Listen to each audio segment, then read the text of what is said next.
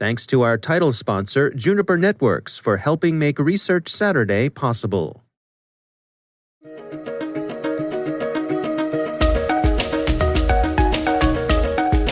Hello, everyone, and welcome to the CyberWire's Research Saturday. I'm Dave Bittner, and this is our weekly conversation with researchers and analysts, tracking down the threats and vulnerabilities, solving some of the hard problems of protecting ourselves in a rapidly evolving cyberspace.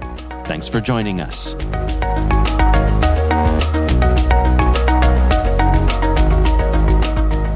Anytime there's a major event, like you said, the World Cup now, it could be, the Olympics. First of all, there's a lot of preparation that goes into it. That's AJ Nash. He's Vice President and Distinguished Fellow for Intelligence at ZeroFox. The research we're discussing today is titled Qatar 2022 World Cup Event Assessment.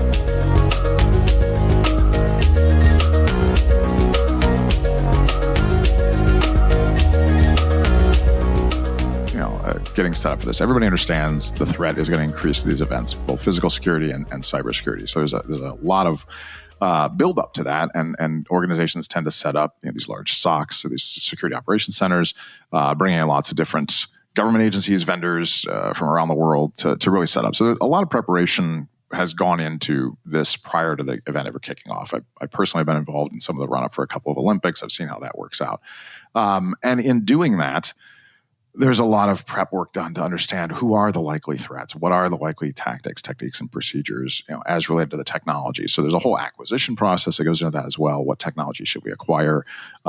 Anything from your comms, whether it's your cell phone systems, your chat systems, what communication structures you're going to have, but also ticketing, point of sale, all the things you would expect that are these big events, including accommodations, hotel reservation systems and transportation systems. They have a new metro system, right? A new train system. So all of that had to be prepared for. That's why these events take years to prepare for. It's not just the construction projects to get that set up. And then as you start getting closer to the event, those SOCs get run up and you start running, your collections to understand what are we expecting to see. There's also a whole social media monitoring campaign that goes with that, and a dark web research to try to stay ahead of adversaries and understand what they might be interested in.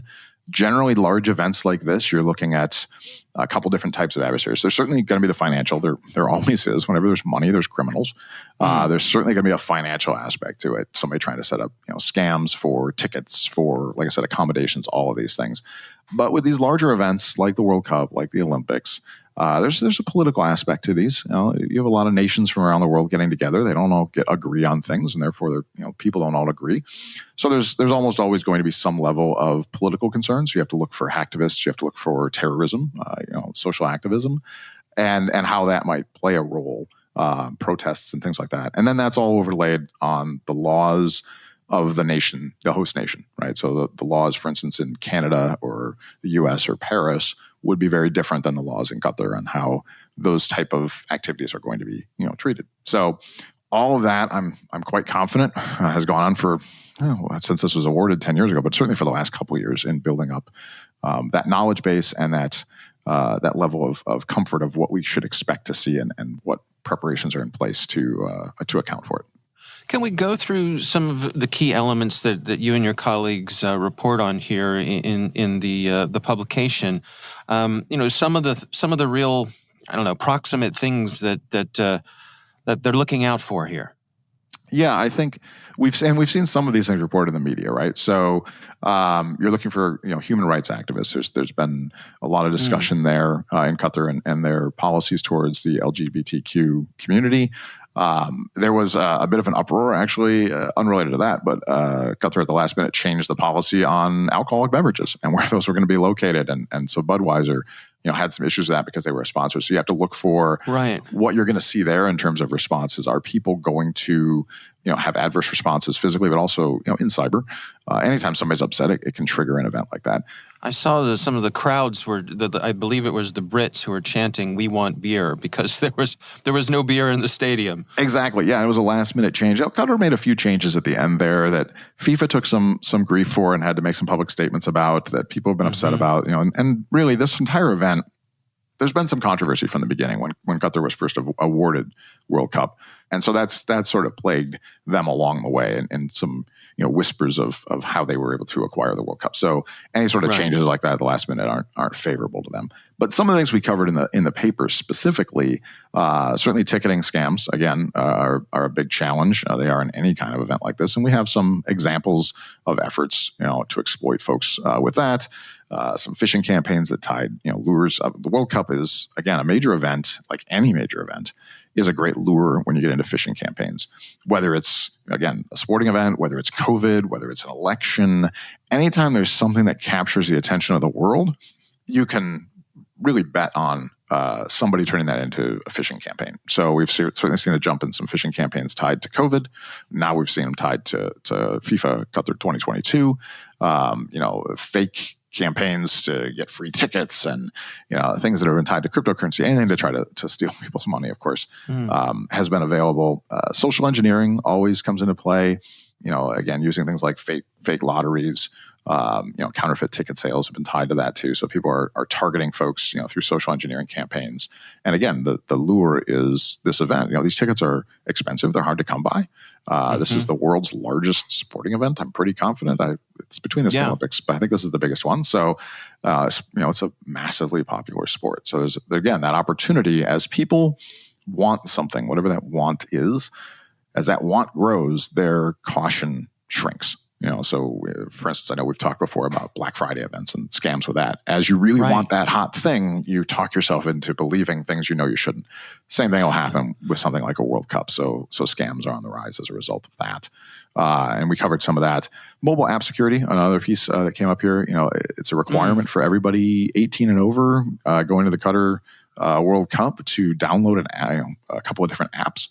So that opens the door for concerns about monitoring. Are those apps, going to be hacked? Are they being monitored? What's the security that ties to that? And how does that tie back to local authorities, if not, criminals and those who might want to do harm, right? So we did touch a bit on that as well. I'm curious, to me, this really points out the importance of the collaboration between, say, the cyber teams and the physical security teams. How when you have a big event like this, whether it's this or the Olympics, anything, a Super Bowl, that flow of information really has to be there.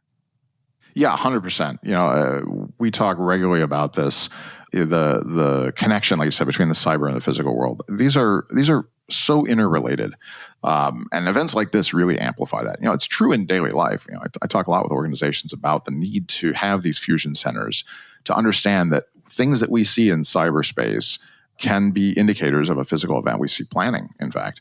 And things that are happening physically could be tied to a cyber event. A physical attack can be used as a distraction while a cyber event goes on that's being unnoticed. So that's always been true, but never more so than when you get into these large-scale events again, where you really have to do that. This is why these organizations set up these giant SOCs, and they spend a lot of time and energy and money and really get the best resources in the world together to do these events, because you have a very small period of time to be as close to perfect as possible. And adversaries who want to do harm, again, the financial is there, but if let's say you're politically motivated and you want to do harm, this is the world's biggest stage for that. And folks are expected to protect against that. So the pressure is very high, and you want to bring all of your resources together so that you're able to work together. If something's going on physically, you want to see what's going on in social media, what's being talked about, what's known, what's suspected, what's being claimed. If something's happening in social media and there's discussions about, frustrations about things, are people frustrated and venting, or are they planning to do something about it? Is there attack that's coming with this? And if bad things do happen, also being able to go back and look, in the places you might expect to find criminals talking about it. So you can look for attribution, or you can look for if data was stolen, where it might have gone, or if money was stolen, where it might have been transferred to, or crypto or something like that. So in daily life, for large enterprises, certainly, I believe these should be fused together. The fusion cells are incredibly important. That cyber and physical work hand in hand on these things. When you're stovepiped, you're really not doing yourself a bit of good, frankly. But in these events, is the only time we've consistently seen people seem to pull that together through multiple World Cups and World Series and Super Bowls and Olympics and that kind of thing. We do see that comes together more than ever.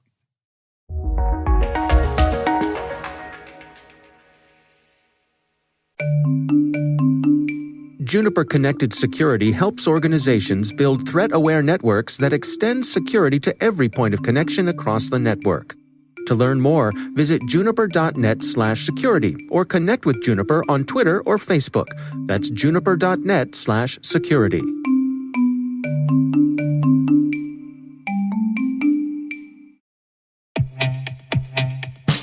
Dreamport is a mission accelerator that combines state-of-the-art facilities, innovative programs, and imaginative people charged with finding that spark that leads to unparalleled capability. Headquartered in Columbia, Maryland, Dreamport was created through a partnership intermediary agreement with U.S. Cybercom, awarded to Missy in May 2018. For more information, please visit dreamport.tech.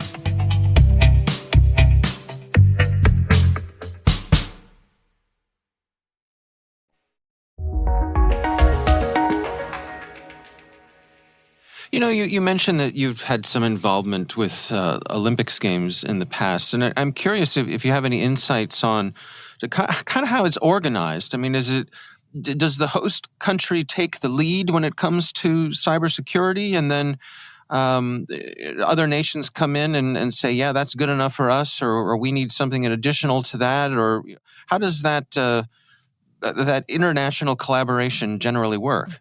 It's a good question. I can speak to the ones I've seen personally, so obviously I can't speak to all of them.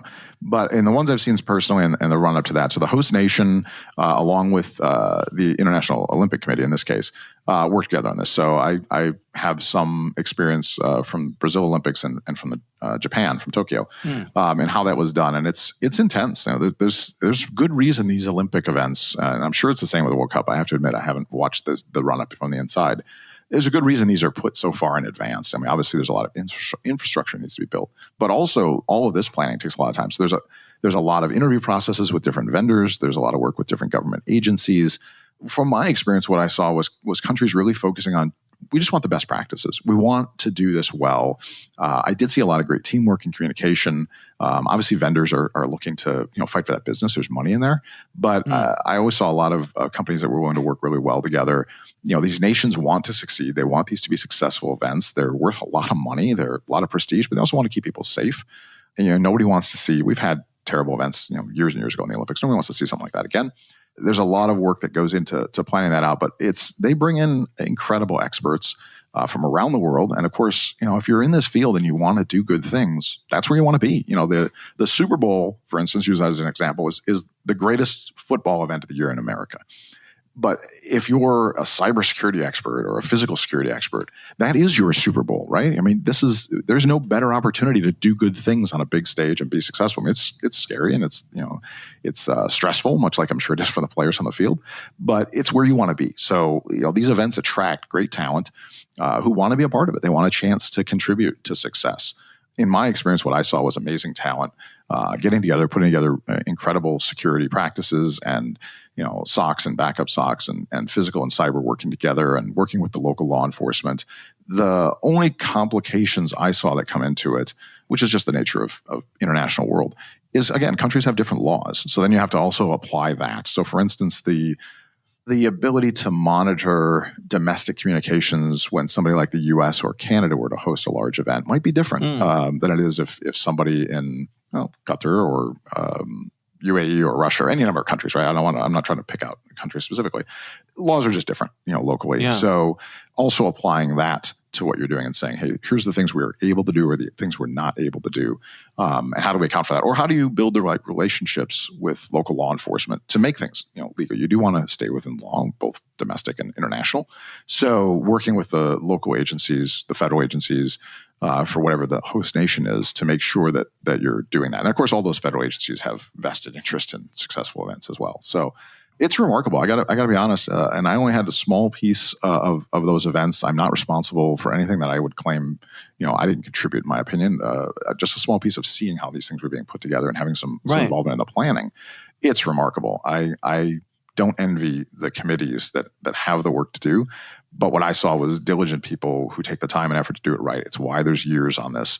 And it's every time there's a large event like this that goes off and we don't have a major news story, it's a credit to the people behind the scenes that are making those things happen. It's hard work, and these are long events. World Cup goes on for a long time. Super Bowl at least is just one day. Right. World Series is a week and a half, whatever it might be. Right. The World Cup, is the Olympics. These are long events. Lots of people working really hard, constantly monitoring to try to keep everybody safe. And I suppose there's some security awareness training that goes into everyone, or that goes toward everyone who goes there, from obviously the athletes themselves, the coaches, but I'm thinking even, the folks who are there running the TV cameras and vendors and all that sort of stuff. When you're a stranger in a strange land, you need to your point about the local laws and customs and all that kind of stuff, even when it comes to cyber, there's probably nobody who doesn't need a refresher.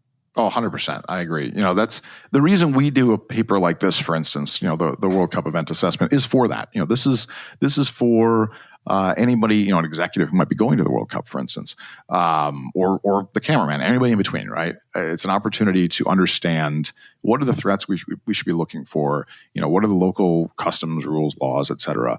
But there's also other things, our team and others do the same, I'm sure. We do travel assessments and briefings of that kind of thing for anybody going anywhere, frankly. Because you're right. There are things you would think. Most of us have a bias, at least, towards what we know, right? So you might think this is what I've always done, and then you go to a country and realize the thing you do all the time is illegal. I talk about this a lot with like encryption or VPNs on our phones, for instance. There's countries in the world where that's illegal, and if you don't know that, and you show up off the plane and your phone's encrypted, and then you may have a problem. You may not. They may enforce it. They may not. But some countries that can be a real issue. So understanding that, Qatar specifically, we've seen, I mentioned the LGBTQ controversy. The country has different customs and rules that go along with that, and folks have been protesting in some cases. And I've seen reports of people surprised by the law enforcement reaction to the actions they've taken. And I'm not here to decide what's right or wrong. But we all need to understand whatever the domestic laws are. You can disagree with them. We all can. But if you're in a country and you break the law of that country, you've still got a problem. The reality is, you can't just say, well, I'm an American and it's legal in where I'm from. It doesn't matter. It's not legal there. So, I think people need to really have these opportunities, products like this one or travel assessments or some other ones, to be informed. And so most of the major the sponsor organizations, the teams themselves, et cetera. As you said, yes, I think most have travel assessments and have briefings and are given those opportunities to understand what the do's and don'ts are wherever you're going. I'm not sure the general population necessarily has enough of that, though. And I think it would be good if more did. So, again, part of the reason we put products like this out certainly is to help people who might be going to those events, to have an understanding of what you should be looking for. It's a challenge. A lot of people don't travel internationally much, if at all. For many people going to Qatar, this is probably their first international trip. And if you're coming from a country that's not very similar, so not probably a local neighbor, chances are very good that it's a culture shock. And there's a lot of things you go into that country not knowing or understanding, and the results can be catastrophic for somebody personally. And folks who are always looking to take advantage of that. The confusion that comes from being away from home and being in a strange place where the customs aren't what you're used to. 100%. Yeah, absolutely. And that can be anything as simple as, what somebody charges you for a taxi cab ride, right? We've all probably been there at some point, or tipping. Tipping is a custom that's different in other parts of the world. So as simple as that, to more complex things, that might relate to cybersecurity. When I attach to the local Wi-Fi, is that safe or not? Should I be using Wi-Fi in this country or in this region? Can I use a VPN? Is that legal or not? And maybe it's not legal, but it's does this country actually enforce that law? Some do, and some don't, or who they choose to enforce it against. I talk a lot with the Middle East. It comes into play sometimes. Listen, the definition of pornography is remarkably different from country to country. If you have a picture of somebody who was just on a calendar that would have been considered a PG picture in the United States, it may not be in a different culture. And if that's the kind of thing you happen to have on your phone, that could be a problem for you. So, what do you do about that? Make sure you know what content you have available to you, because your phone could be searched in certain countries, versus others. So it's those kind of details that are really challenging for people who don't focus on this a lot or don't travel a lot. And again, most of us see the world through our own lens. So we have our own bias. And that's not a compelling argument when you're someplace else in the world. Sometimes the State Department for the U.S. Citizens, it can help us out, but sometimes it can't. Brittany Griner, I guess, would be the best current example, famously, that people are aware of now. These are challenging things. So again, reports like this, I think, are vital for people to have an opportunity to read them and go in with some knowledge. And if you're not going to do this, for the local, for average citizens, listen, the State Department puts out travel assessments. There's other agencies that do as well. I think it's very important. I'm thankful that we have a great team that puts these kind of reports together for folks on assessments for specific large events. I think the G20 is another one we've been known to do, but also the ability to provide companies with travel assessments specific to their needs. Hey, I've got an executive going to this country next month. Can you tell us everything we need to know? Those kind of things. I'm glad we have a great team that does that. I'm sure it keeps a lot of people safe. Yeah, it's definitely a report worth checking out. I mean, even if you're not heading to the World Cup, anybody who travels or we work with people who do, it's just, I enjoy reading these sorts of things because it kind of opens my mind up to a lot of what ifs that I probably don't consider in my day to day. And, that kind of intellectual stimulation, I think, is always worthwhile. So hats off to you and the team for coming up with this. Yeah, thanks. Again, my team, these guys are great. Nothing but credit goes to them. I'm thankful to work with brilliant people that care about keeping the world a safer place. So I'm excited to talk about them all day long. These guys do amazing work, and I'm thankful to have the chance to chat with you guys. Hopefully we can help some folks.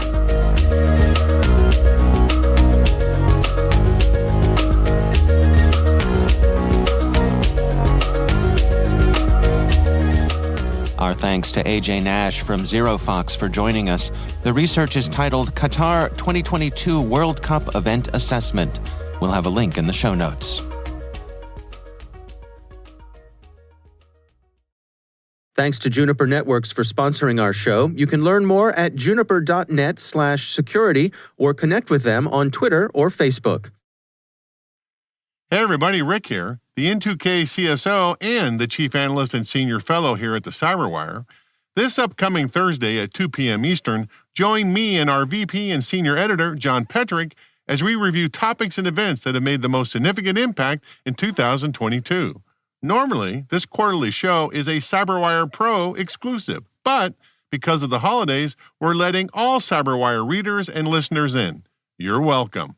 Register today by visiting thecyberwire.com/analyst call. That's thecyberwire, all one word, .com/analyst call, all one word, and happy holidays to everybody.